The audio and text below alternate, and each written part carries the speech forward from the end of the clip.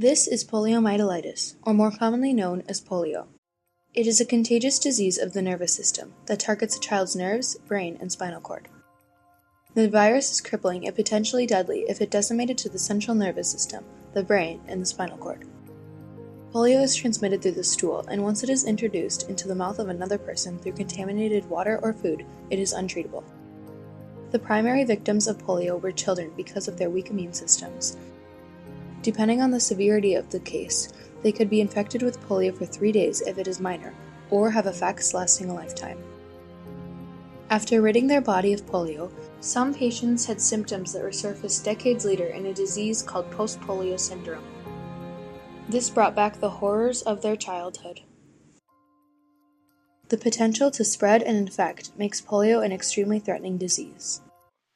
These are scenes which have become almost commonplace in hundreds, thousands of communities all over the United States. This year, the enemy, poliomyelitis, struck with such impact and fury that it shook the entire nation. It spread its crippling tentacles from ocean to ocean and border to border.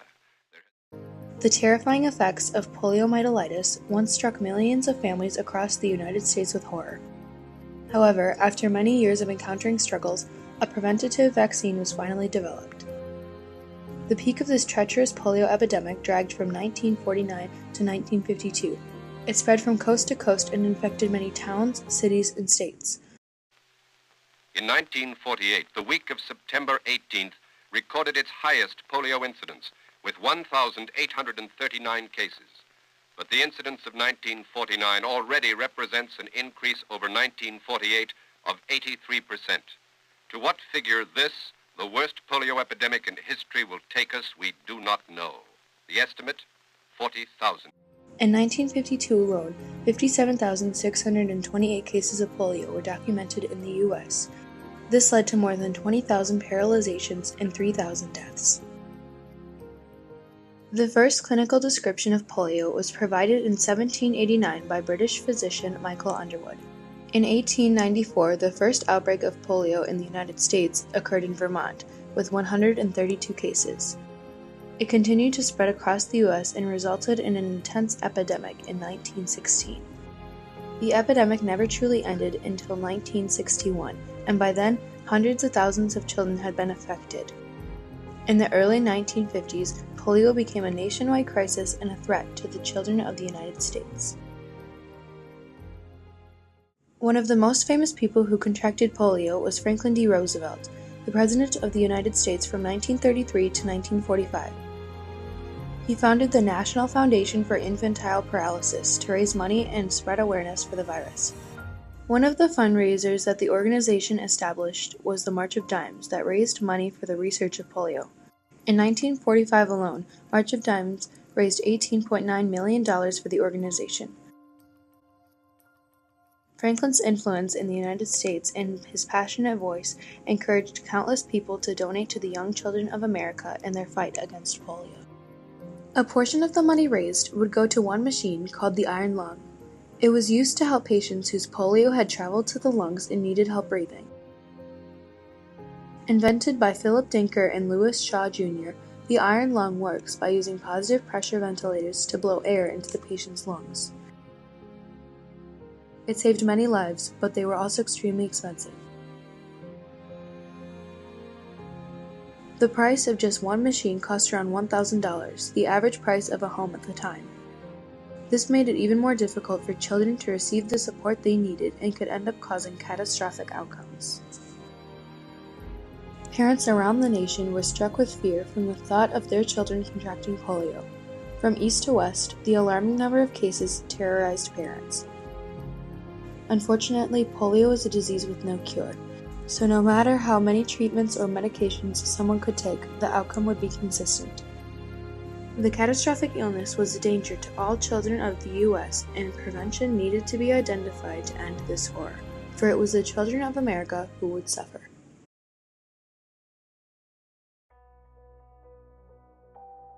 There wasn't a vaccine available to the public until 1955. This is when Dr. Jonas Salk came out with a dead polio virus cell injectable vaccine.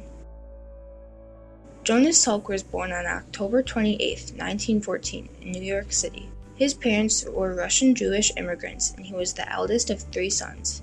After earning his medical degree from the New York University of Medicine, he worked as a scientist-physician at Mount Sinai Hospital and for the University of Michigan on a research fellowship for developing influenza vaccines.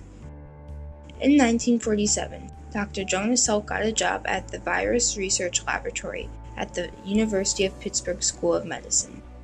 There, he began to work on techniques that would later help him develop the polio vaccine. Salk created a vaccine by killing polio virus cells with formaldehyde.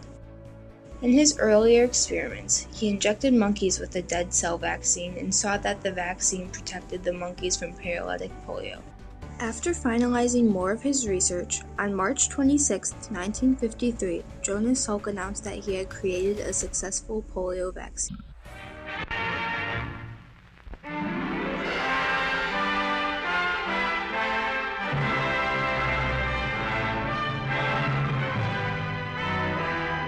An historic victory over a dread disease is dramatically unfolded at the University of Michigan. Here, scientists usher in a new medical age with the monumental reports that prove the Salk vaccine against crippling polio to be a sensational success.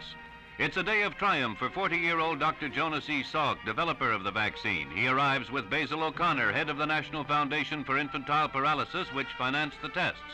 Hundreds of reporters and scientists from all over the nation gather for the momentous announcement.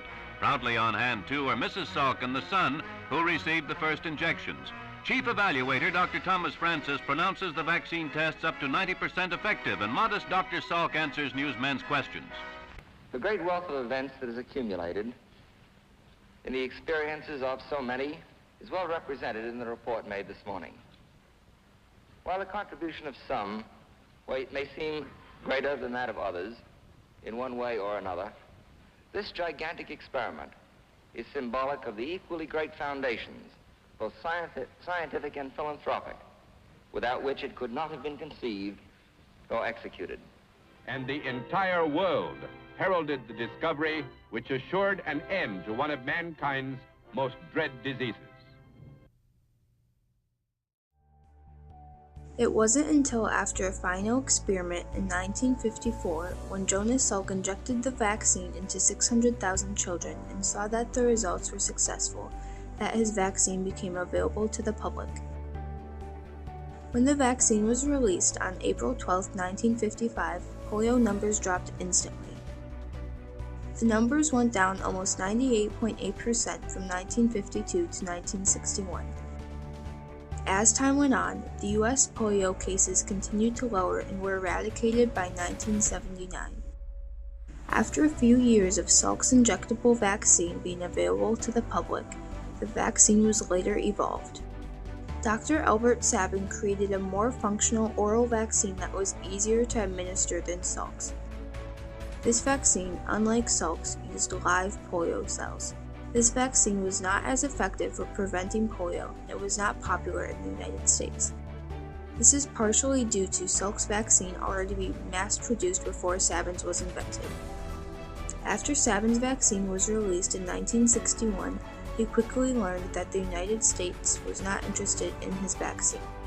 Sabin tested his vaccine in many European countries to appeal to a different market, and didn't end up getting it into the US until 1963.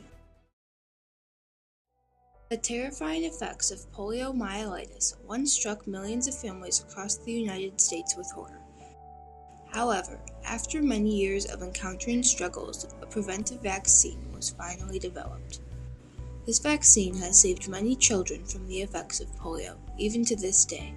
The same vaccines that Dr. Jonas Salk and Dr. Albert Sabin created are still used worldwide even after they have passed. Both doctors have won many awards for their honorable efforts of preventing polio. Without their vaccines, we would have never been able to fight the treacherous virus.